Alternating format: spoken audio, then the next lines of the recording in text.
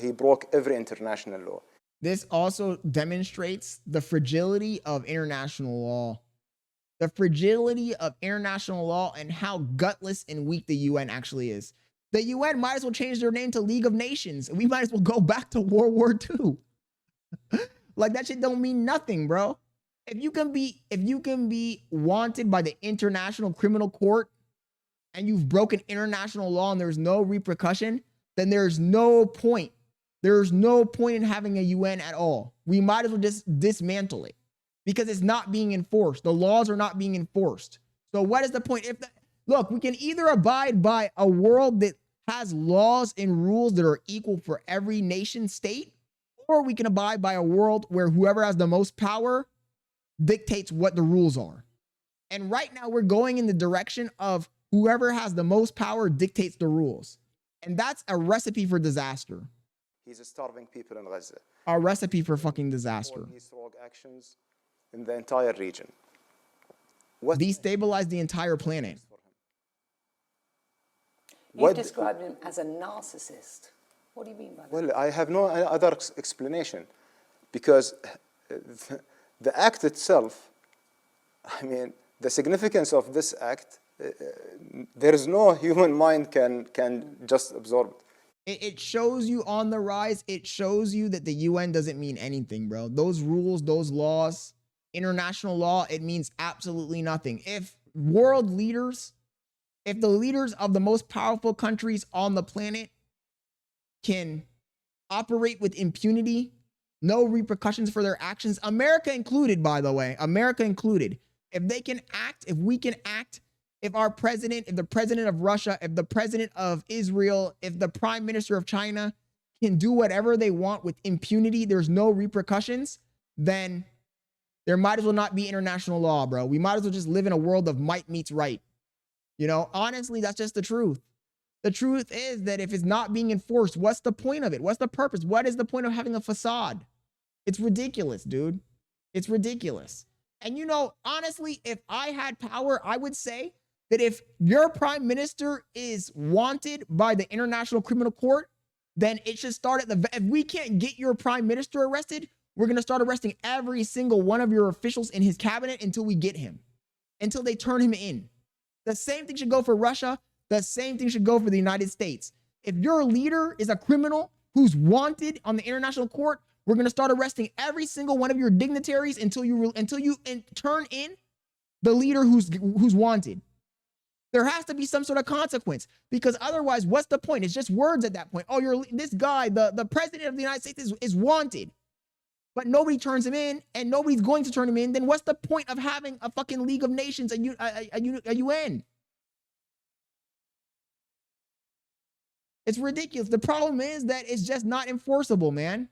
It's not enforceable. And honestly, it probably was bullshit from the very beginning, bro. I think America just came up with the UN after World War II to loop in the other countries so we can control them. And now we're all starting to see through the facade. You know, we were thinking that we are dealing with civilized people.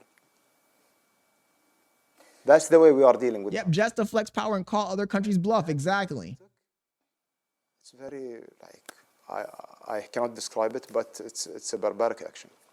Israeli Prime Minister Benjamin Netanyahu compared Israeli strikes against Hamas leadership in Qatar to the United States' decision to wage war on the Taliban after 9/11.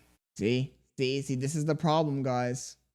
This is the fucking problem. Look, everybody said it when we went into war with Iraq and Afghanistan. Yo, what is the legal repercussion of doing this? And people were like, well, we're America. We can do whatever we want. But what you don't realize is that when you start breaking international law brazenly, it sets a precedent, bro. It sets a fucking precedent.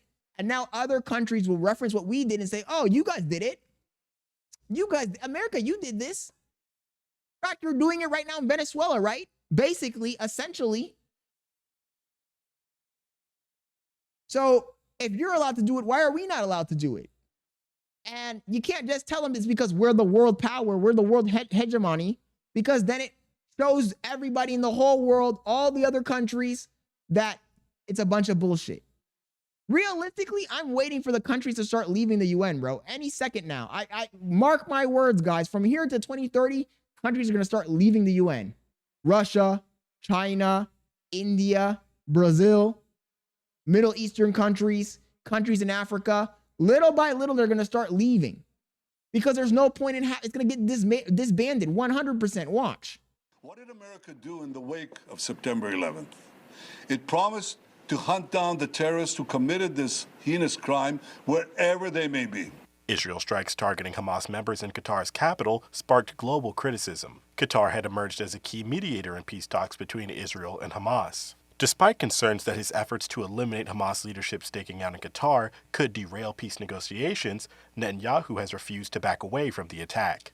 And I say to Qatar and all nations who harbor terrorists, you either expel them or you bring them to justice. He thinks he's George W. Bush. If you don't, we will. It remains unclear how successful the Doha strike was. Hamas claims that its top leaders survived and only some lower-level officials were killed. Qatar has demanded retaliation against Israel in the wake of the Doha strikes, and Trump reportedly called Netanyahu to say the strikes were, quote, unacceptable and demand he not repeat it. Netanyahu's recent video defies Trump's. You know what the problem is on the rise? The problem is that Israel thinks that they're on the same level as us. They literally think they are us. They think, oh, whatever America does, we can do too. We can do whatever America does. We're equal. Like, they don't realize that you're not America. And either way, when America does it, it's not good either. When America does it, it's not good either. We're literally aiding and abetting a major destabilization character in the Middle East at this point.